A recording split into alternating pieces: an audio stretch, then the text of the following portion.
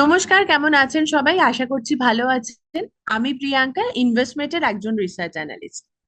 আজকের ভিডিওটা কিন্তু হতে চলেছে ভীষণ ইন্টারেস্টিং এবং ইনফরমেটিভ, কারণ আজকের ভিডিওটা বেসিক্যালি আমাদের ভিউয়ার্স এবং আমাদের যারা স্টুডেন্ট রয়েছে তাদের সকলের রিকোয়েস্টে স্পেশালি এই ভিডিওটা বানানো হচ্ছে। দেখুন, যদি আমরা কালকের কথা বলি তবে কাল ইরান এবং ইসরায়েলের যুদ্ধের জন্য মার্কেটে কিন্তু যথেষ্ট কনফিউশন বজায় ছিল। এবং এই মুহূর্তে দাঁড়িয়ে প্রচুর মানুষ কিন্তু বেশ কনফিউজ রয়েছে যে কি করা উচিত তাদের ইনভেস্টমেন্ট গুলোকে নিয়ে, বা আদেও কি এই সময় নতুন পজিশন নেওয়া ঠিক হবে না। এরই মধ্যে ভারতের তৃতীয় বৃহত্তম টেলিকম অপারেটর ভোডাফোন আইডিয়া আগামী 18ই এপ্রিল তাদের এফপিও নিয়ে আসছে। এই ভিডিওটাকে বেসিক্যালি আমরা তিনটে ভাগে ভাগ করেছি যাতে আপনাদের বুঝতে সুবিধা হয়। তো প্রথমেই আমরা যেটা নিয়ে আলোচনা করব যে এই এফপিওটি কি এবং কেন এই এফপিও।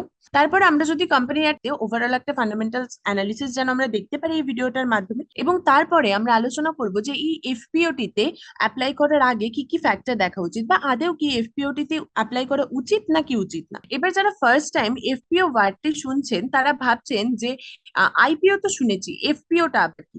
বেসিক্যালি কোনো কোম্পানি যখন ফার্স্ট টাইম মার্কেটে লিস্ট হয় তখন সেটা হলো আইপিও বা ইনিশিয়াল পাবলিক অফারিং।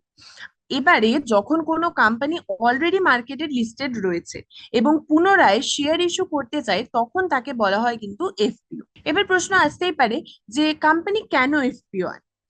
কোনো কোম্পানির যখন ধরুন ক্যাপিটাল বা ফান্ডের রিকোয়ারমেন্ট হয় তখনই কোম্পানি কিন্তু এফপিও আনে। ঠিক এমনটাই ঘটেছে ভোডাফোন আইডিয়া লিমিটেডের ক্ষেত্রে। এবারে আমরা যদি দেখতে চাই যে এই এফপিওটির কারণ কি, বা এই ভোডাফোন আইডিয়া লিমিটেডের এফপিওটির কারণ, এখানে যদি স্ক্রিনে দেখানো এই চার্টটির দিকে তাকান তবে ক্লিয়ারলি বুঝতে পারবেন যে এই কোম্পানিটির ক্যাপেক্স কিন্তু দিন দিন কমে আসছে। এবং তার জন্যই এই এফপিওটি, কোম্পানিটি টোটাল 18,000 কোটি টাকার এফপিও ইস্যু করেছে, যার মধ্যে 12,750 কোটি টাকা 4G এবং 5G ক্যাপেক্স এর জন্য ব্যবহার করবে, 2,175 কোটি টাকা ডেফার্ড স্পেকট্রাম ডিউস ক্লিয়ার করার জন্য, এবং 3,075 কোটি টাকা কর্পোরেট পারপাসে ব্যবহার করবে। এবং এই কোম্পানিটি আগামী 23 থেকে 24 মাসের মধ্যে তারা তাদের 40% রেভিনিউ কভার করবে এবং 5G স্পেকট্রামে ফোকাস করবে। এবার আমরা যদি এফপিওটির একটু ডিটেল দেখে নিই তবে যেমনটা বললাম যে এফপিওটির টোটাল সাইজ রয়েছে কিন্তু 18,000 কোটি টাকা। ওকে, এবারে এফপিওটি ওপেন হচ্ছে 18ই এপ্রিল এবং ক্লোজিং হবে কিন্তু 22শে এপ্রিল। অ্যালটমেন্টের ডেট দেওয়া রয়েছে এখানে 23শে এপ্রিল। যারা অ্যালটমেন্ট পাবে না তাদের 24শে এপ্রিল রিফান্ড হয়ে যাবে। এবং এই এফপিওটির লিস্টিং ডেট দেওয়া রয়েছে কিন্তু 25শে এপ্রিল। আমরা যদি এই এফপিওটির প্রাইস ব্যান্ড দেখি সেক্ষেত্রে 10 to 11 এর প্রাইস ব্যান্ড রয়েছে পার শেয়ার, এবং এর লট সাইজ রয়েছে 1298টা। ওকে, তো আশা করছি এখানে এফপিওটা নিয়ে আর কোনো কনফিউশন নেই, কারণ এখানে এফপিওর ইম্পর্টেন্ট ডেটস কি আছে, তার প্রাইস কি রয়েছে, সমস্তটাই কিন্তু আমরা মোটামুটি আলোচনা করলাম। এবারে আমরা যদি এই এফপিও তে কিছু মেগা ইনভেস্টরদের কথা বলি তবে সেই তালিকাতে আমরা দেখতে পারবো যে জিকিউজি পার্টনার্স, তারপরে রয়েছে master trust bank of Japan, USB, Morgan Stanley investment management, এবং এছাড়াও মতিলাল অসওয়াল কোয়ান্টের মতন কিন্তু বড় বড় বিনিয়োগকারীরা। এই তো গেল এফপিওটির ডিটেল। এবারে দেখুন, কোনো কোম্পানিতে ইনভেস্ট করার আগে আমরা প্রথমে কি দেখতে চাই যে কোম্পানিটার ব্যাকবোন কতটা স্ট্রং। তার জন্য আমাদের কি প্রয়োজন? ফান্ডামেন্টাল অ্যানালিসিস এই কোম্পানিটির কিন্তু করা প্রয়োজন। তো আমরা যদি এখানে ভোডাফোন আইডিয়ার ফান্ডামেন্টাল অ্যানালিসিস করতে যাই তাহলে প্রথমেই আমরা সবার আগে কি দেখি, সবারই একটা টেন্ডেন্সি থাকে যে কোম্পানিটা প্রফিট কত করছে এটাই দেখার না। তো আমরা যদি এখানে কোম্পানিটার প্রফিটেবিলিটির দিকে তাকাই সেক্ষেত্রে আমরা দেখতে পারবো যে টিল 2017 থেকে কোম্পানিটা কিন্তু লস মেকিং করছে। ঠিক আছে, কারণ 2017 সালে যেখানে 400 কোটি টাকা থেকে তাদের লসে জার্নিটা শুরু হয়েছিল সেটা লাস্ট 12 মান্থসে গিয়ে দাঁড়িয়েছে 29,983 কোটি টাকা। কিন্তু অবশ্যই একটা হিউজ লসের পরিমাণ আমরা এই কোম্পানিতে দেখতে পাচ্ছি। এবং এর পাশাপাশি আমরা যদি কোম্পানিটার বোরোয়িংস এর দিকে তাকাই সেখানেও আপনারা দেখুন, এখানে একটা ক্লিয়ারলি পিকচার উঠে আসবে যে কোম্পানির বোরোয়িংস এর পার্টে কিন্তু কোম্পানি, আমরা যদি 2012 সাল থেকে এই 2023-এর সেপ্টেম্বর কোয়ার্টার অব্দিও দেখি, সেখানেও কিন্তু কোম্পানির বোরোয়িংস এর পরিমাণটা হিউজ এসে দাঁড়িয়েছে। লাস্ট 2,40,651 টাকা 2023-এর সেপ্টেম্বরের কোয়ার্টার অব্দিও এতটা বোরোয়িংস এর পরিমাণ রয়েছে। বোরোয়িংস কিন্তু দিনের পর দিন কোম্পানিতে বেড়েই চলেছে।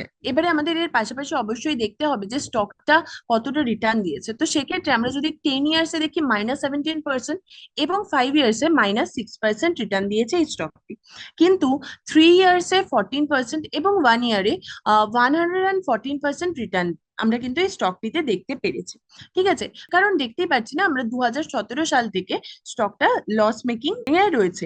তো সে কারণে লং টার্মের ক্ষেত্রে কিন্তু কোম্পানিটার রিটার্ন এখনো পর্যন্ত নেগেটিভেই আমরা দেখতে পাচ্ছি। এবারে যদি আমরা দেখতে যাই যে কোম্পানিটার কম্পিটিটরের লিস্টে কারা রয়েছে, যেখানে আমরা জানি যে কম্পিটিটরদের সাথেও আমরা খুবই চেনা পরিচিতই রয়েছে। কারণ ভারতী এয়ারটেল, টাটা, তারপরে ভারতী হেক্সাকম, এই সমস্তগুলো কিন্তু এর কম্পিটিটরদের লিস্টে পড়ছে। এবং কোম্পানির যদি আমরা ইন্ডাস্ট্রি পিই দেখি, সেখানে কোম্পানির ইন্ডাস্ট্রি পিই রয়েছে কিন্তু 58.5, এবং এই ভারতী এয়ারটেলের যেখানে রয়েছে 63.33, এবং টাটার ক্ষেত্রে রয়েছে 58.45। তো এক্ষেত্রে যদি আমরা এই এফপিওটির পি দেখতে চাই, তবে কিন্তু এর পোস্ট আইপিও এর পি দাঁড়াচ্ছে -2.33।